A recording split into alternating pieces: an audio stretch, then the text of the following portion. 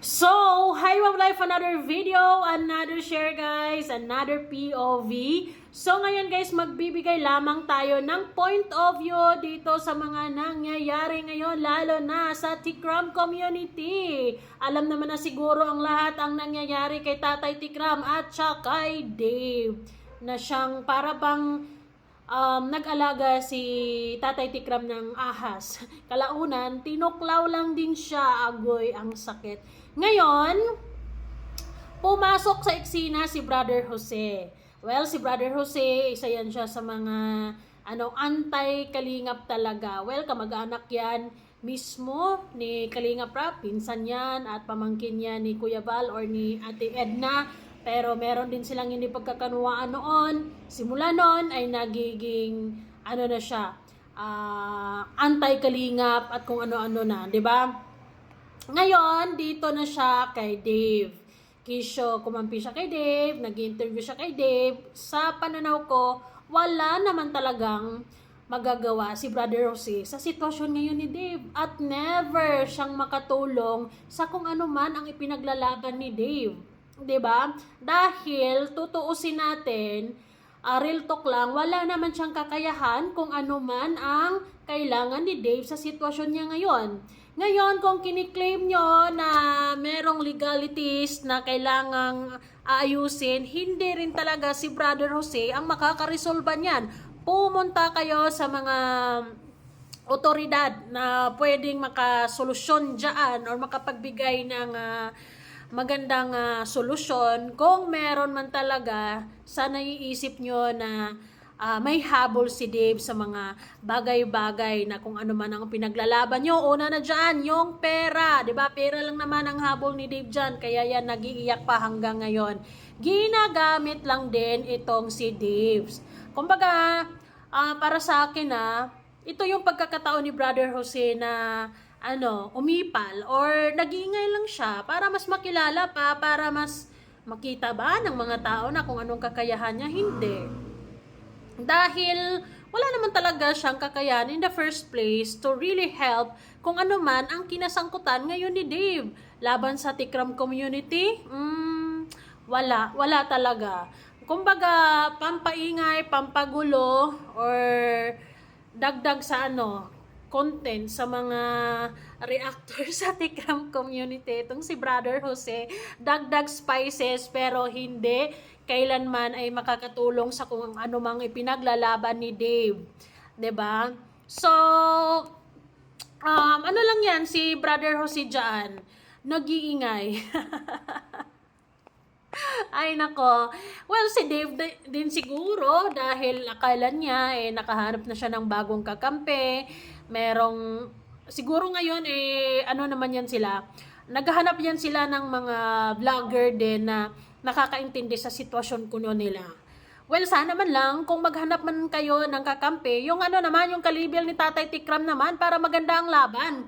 Pero yung kalibel ni Brother Jose na puro mima lang din, puro interview lang din, at puro issue lang din ang magagawa niya, anong magagawa dyan sa problema nyo? Wala, 'di ba? Walang solusyon, puro problema, dagdag iisipin. 'Di ba? Kung sa tingin mo, Dave, ay nagkakaroon ka or nakakahanap ka ng kuya, kakampi, it's a big no. Dahil si Brother Jose, yung isang tao, kung kinakalaban niya yung mismong kamag-anak niya na nakatulong sa kanya, ikaw pa kaya, 'di ba? Sooner or later, magkakatalo-talo din kayo diyan.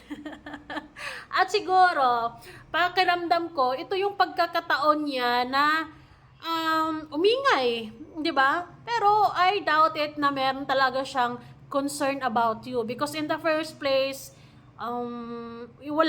hindi naman dapat, 'di ba? Dahil wala kang hindi ka kailangang rescuehin, hindi ka kailangan ganito ganyan kasi kung tutuusin, ang lakas-lakas ng katawan mo. Pwede kang magtrabaho talaga kung gusto mo ng tahimik na buhay, wag kang magpa-interview ni ganito, ni ganyan. Kung gusto mo at meron ka talagang pinaglalaban na sa tingin mo may laban ka, idaan mo sa legal. Kasi yun lang yung paraan para maayos ang problema mo. Pero kung idadaan mo sa mga interview ni ganito, ni ganyan, wala. 'Di ba? Lalo na sa mga antay din at hindi rin nila maiintindihan 'yan dahil nagsimula ka din naman sa walang-wala, Dave. 'Di ba? Nung mga panahong walang-wala kang makakapitan, merong isang tatay tikram na naniniwala at minsan kumalinga at nagmahal sa iyo. Pero itinapon mo lang 'yan na parang basura at kumampi ka sa mga taong wakwak ngayon na hindi mo alam kung hanggang kailan lang ang ano nila sa iyo concern, 'di ba? Kasi ngayon nakikita nila na pwede silang kumita. Kung meron silang kikitain sa iyo, kung meron pang naniniwala sa iyo, 'di ba? Kasi sirang-sira na yung papel mo kung tutusin kasi gawa ng kagagawan mo rin. Ngayon, kung sa tingin mo itong si Brother Jose ay nakakatulong sa iyo, it's a big no, 'di ba? Walang ibang makakatulong sa sarili mo kundi ikaw lang din. Matanda ka na, 18 years old ka na. Sabi mo nga matalino ka. So, kaya mo na yan. Magdesisyon ka ng para sa sarili mo, hindi yung nakasalala yung desisyon mo sa mga taong nakapaligid sa iyo. Kasi what's the difference, 'di ba? Kaya ka nga umalis doon sa Kitatay Tikram, baka ayaw mo nang may ano sa iyo, magsasabi or may ano ba? Anong tawag nun? Yung dapat ganito, dapat ganyan. Gusto mong magsarili. Pero sa nakikita ko, wala namang pinagkakaiba. Dahil live dito, interview doon, interview dyan. Walang pinagkakaiba. Diba? Mas lalo nga lang nawala ng tiwala yung mga tao sa'yo. Kung meron mang naniniwala sa'yo, iilan na lang. Pero wala din yan. Diba? Kaya kung sa tingin mo na makakatulong itong si Brother Jose sa sitwasyon mo, wala siyang maitutulong dyan. Wala. Dahil ang maitutulong niya dyan, pag-iingay. Mag-iingay lang, di ba? Ano bang magagawa sa pagwawalwal ni Brother Jose kung ano ang pinaglalaban niya? Di ba? Masusolusyonan ba yan ng pagla-live niya sa YT? Malamang hindi. Kung talagang may concern siya, gumawa siya ng paraan. Like, pumunta siya sa barangay o kung sino man ang lalapitan niyang mga tao na pwedeng makatulong sa sitwasyon regarding sa kung ano mang problema ni Dave or kung ano mang ipinaglalaban ni Dave. Yun ang tulong ni Dave na kailangan, hindi yung interview. Dahil wala naman ang dapat patunayan si Dave sa mga tao dahil wala na. Di ba nasabi na niya lahat. Dahil kung tutusin, alam mo, like for example, kung mabuting tao ka, kung humantong man kayo sa pagkakataon na hindi na kayo nagkakaunawaan, minsan man ay nagkaroon din kayo ng magandang samahan, di ba? So at least respect or wag ka nang magsasalita ng kung ano-ano pa man dahil lalaki ka, 18 years old na, siguro naman marunong ka na ring humarap sa mga problema. Harapin mo. 'Di ba? Hindi ka naman nila kakainin na buhay. Mag-uusap kayo. 'Di ba? Regardless kung anong desisyon ng mga taong nasa paligid mo, dahil ikaw nga gusto mo nga magdesisyon para sa sarili mo, humarap ka ng ikaw lang. 'Di ba? Hindi ka nila kakainin ng buhay. Sigurado.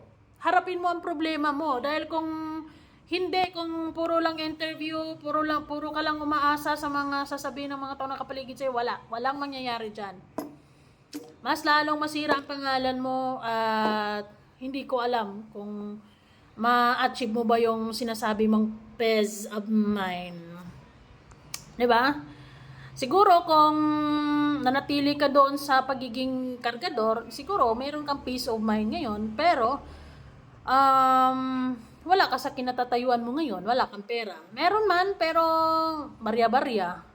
'Di ba? Ganoon naman talaga ang kita sa pagiging kargador. Pero yun doon, wala kang basher. Pero ngayon, wala dahil wala kang ang utang na loob. Yun lang. Masakit yun, Dave. Bahala ka na sa buhay mo. Sana kung meron ka mang paniniwalaan na taong sa tingin mo makakatulong, wag yung antay, wag yung hindi makakaintindi sa sitwasyon mo. Kasi I doubt it na isipin ko na may concern si Brother Jose sa mga taong katulad mo. Wala.